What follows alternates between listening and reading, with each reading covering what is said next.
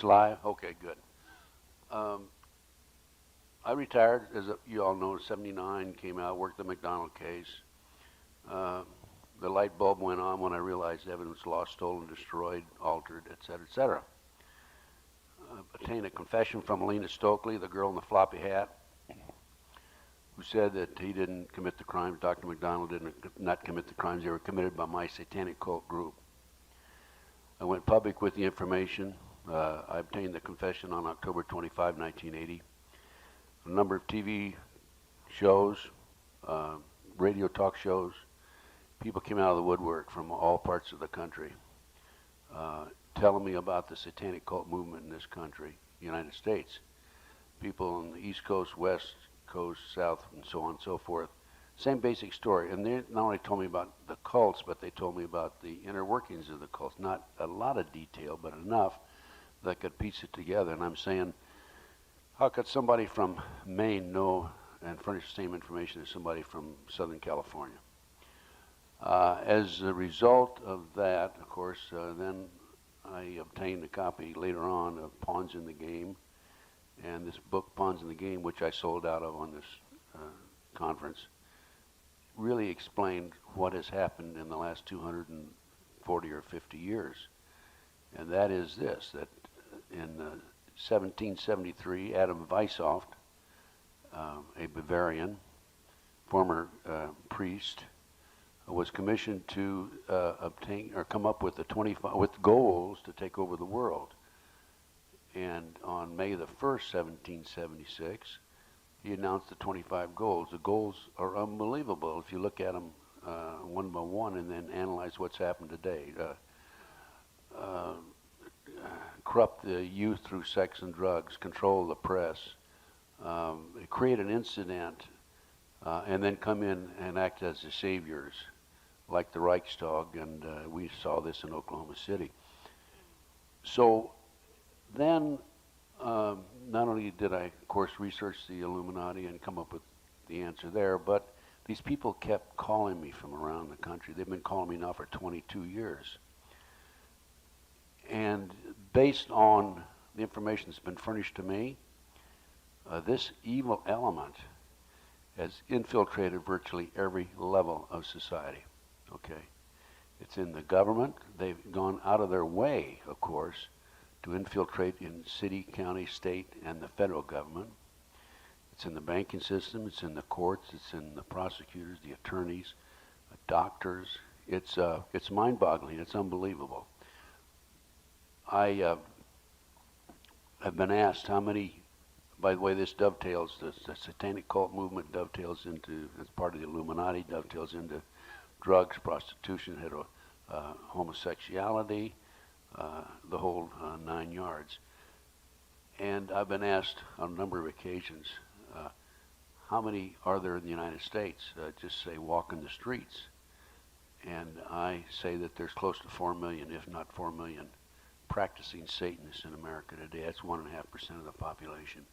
I reached these figures through 3 different means. Number one, a confidential source in the South Bay area, Los Angeles, population 200,000, says there's about 3,000 members in that area. That's where the Manhattan Beach McMartin case took place. Lincoln, Nebraska, 200,000 population. Another source told me about 3,000 members there. Iowa City, Iowa, another source told me about 1,500, and Iowa City's a population of 100,000.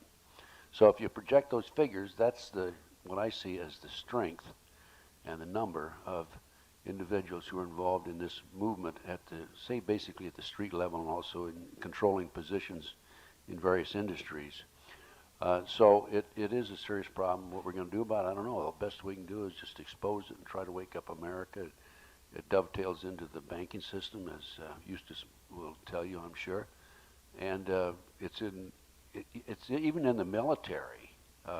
As Bo mentioned to me, I think just yesterday, the military declared Satanism a legitimate religion, and they can practice. So what year was that, Bo? It was 1976. It was the year I changed on my dog tag my religion to Special Forces. And the Inspector General was very chagrined because he came and said, Bo, you're the commander of Special Forces. We cannot gig you. we don't want to. You've got to change your dog tag. And I said, look, if you can put Satanism as your religion, as an official Army recognized religion, don't tell me I can't have special forces as my religion. And so the troops heard about it, and they all changed their religion to special forces too. I'll try to cut the rest of the answer as short as possible. Do I think that the FBI and the CIA, I'm not talking about the whole group. There's a lot of good people in both agencies. But do I think that they're incompetent? No. Do I think they've been infiltrated? Yes. And in the FBI in particular, I'll tell you what happened here when Reagan was president. They were having difficulty getting agents on the street to advance to the supervisory level. Of course, that's a very important position. And because the fun is on the street, it's not sitting behind a desk all day pushing paper. So they sent a memo out, this is what I've been told by some of my friends, to the street agents, anybody that wants to be promoted, submit your resume and let's go from there. Well, as a result, I think that what they did is the good agents stayed on the streets and the other agents, the Illuminati members, if you want to call them that, not all of them, of course, advanced to the supervisory level. On one occasion here during the Atlanta, Georgia Olympics, there was a spokesperson on for the FBI on national television in connection with the bombing that took place down there, and I had a call from an adult survivor. Adult survivor is somebody that's born into the movement, the cults, is raised there, gets out, tries to go straight and stay away from it. But I had a call from an adult survivor and said, this person told me, a woman, that she recognized that FBI spokesman as having attended satanic meetings in the past. So I'm saying that, hey, they've had 230 some years to put this together. They're advancing. I know of one adult survivor who was a recruiter and a trainer. She was training other people in San Diego area to recruit survivors. And she was recruiting 26 people at a time, other people, teaching them how to recruit in the satanic movement. It's a very serious problem. So I'm sorry I couldn't make it any shorter than that. Ask you this question. This hierarchy, this hidden hierarchy that we have, I've tried to research and locate a headquarters for this element. It would be nice if we knew where that was, and also how often they meet and where they meet. Do you have any information on that? Well, for quite a few years, I believe that the headquarters was the office of N.M. Rothschild in London. And I still think that they do have a special office somewhere, but it's these people. Now, there is also, behind the scenes, a demonic force, whether it's extraterrestrial, but it's definitely a demonic, anti-human operation. And that's why I say I've never been able to get, I've never seen any artist rendering or imagining of this force, because apparently it's something so horrible we can't even conceive of it. It's interesting, too, that in the Bible, the Apostle Paul uses an interesting term when he says that we have a fight not against flesh and blood, but against principalities and the forces of darkness. He uses the term in Greek, cosmokratoros, or rulers of this world darkness. Are we losing sight of the fact that Oklahoma City, the World Trade Center 93, and that 911 is actually a ploy in order to take away many of our constitutional rights and civil liberties? That's what it's all about, as far as I'm concerned. And if you're going to conquer the world, you got to conquer the United States first, because we're the strongest in the world. And in order to conquer us, you can do several things. Number one, you control the food, as Henry Kissinger said in the past. Take away your constitutional rights, civil liberties. Put the so-called enemy behind bars and control them. Set up the 10 districts that's been set up in this country, so we won't be able to travel from one district to another. And the internment camps. I was talking to the former civilian head of the prison system in the state of Texas in 1997, and he told me that there are 8 prisons in Texas, brand new prisons that have been built that are manned, but there's no inmates in there. So that's, in my opinion, sure, money's part of it, but the bottom line is another step toward taking over the United States and taking over the world, the Illuminati plan, the golden plan.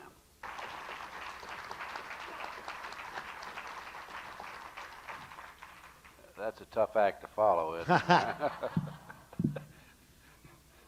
Bo is a great guy. Everybody up here is great. I'm so proud to be up here with them. I'm really flattered because I know we have some real Americans here. Brian, thank you for inviting me and Thank you, making Ted. me part of this fantastic event. I've given a number of lectures across the country, and I have to say this is rates number 1 as far as your people are concerned and as far Thank as you the very reception much. is concerned.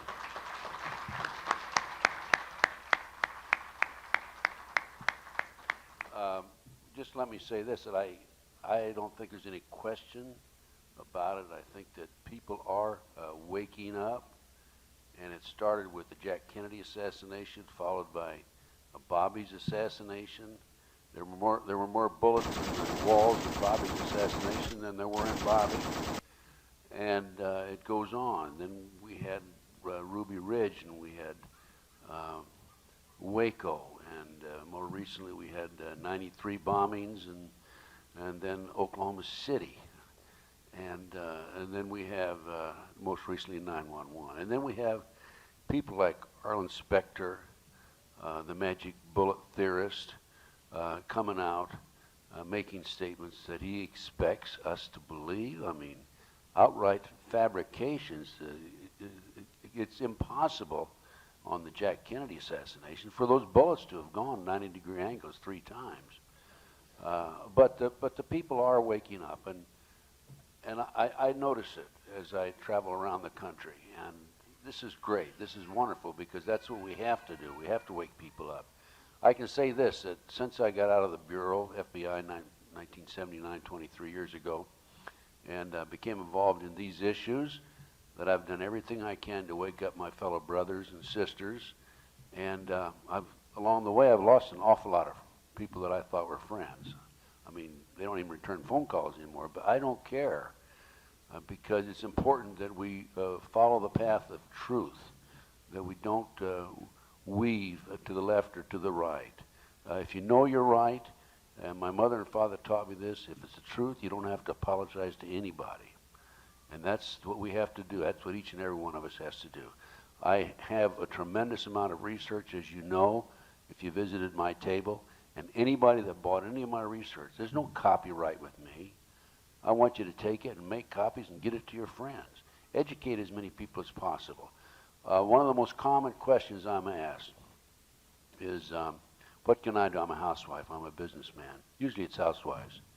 Well, what you can do is get the research, get mine and everybody else's up here and whatever else you can find, and pass it on to your friends. Get the videotapes. People are lazy today because they don't like to read. They'd rather watch the videotapes. But if that's what it takes, get the videotapes and make copies and get them out to your friends. And then I think that most important thing, other than trying to educate each other and research and tell your neighbor, most important things is that we have a mission to save our own souls and save the souls of all of us around us. So that's got to be one of the highlights of this whole campaign, to expose this evil element that's casting its shadow across our great nation. And so as we go forward from here, folks, don't apologize to anybody. Just do your thing and talk to your brother and sister and say, hey, come on, let's go. We've got to save your soul too. And thank you very much. Thank you, Ted.